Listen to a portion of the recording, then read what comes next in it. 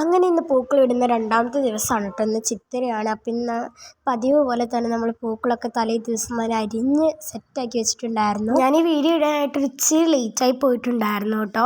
നമുക്ക് video edit ചെയ്യാനായിട്ട് സമയം കിട്ടിയിട്ടുണ്ടായിരുന്നില്ല. ഇനി അങ്ങനെ ആയിരിക്കില്ല, കാരണം ഇനി ഒരുപാട് വീഡിയോസ് വരുന്നതായിരിക്കും. എന്തായാലും ഓണം വെക്കേഷനൊക്കെ സ്റ്റാർട്ട് ചെയ്തല്ലോ, അപ്പോൾ നമുക്ക് പൊളിച്ച് എടുക്കാൻ കഴിയും. അങ്ങനെ രാവിലെ നമ്മൾ കുറച്ച് പൂക്കളൊക്കെ പറിച്ച് കൊണ്ടുവന്ന് ഡിസൈനൊക്കെ വരച്ചത് പൂക്കൾ ഇട്ട് തുടങ്ങിയിട്ടുണ്ട് കേട്ടോ.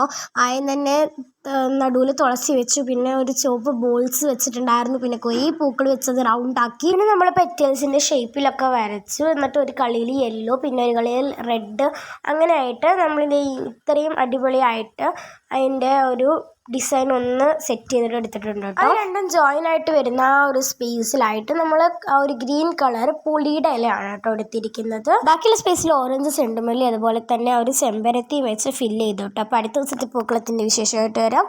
So by.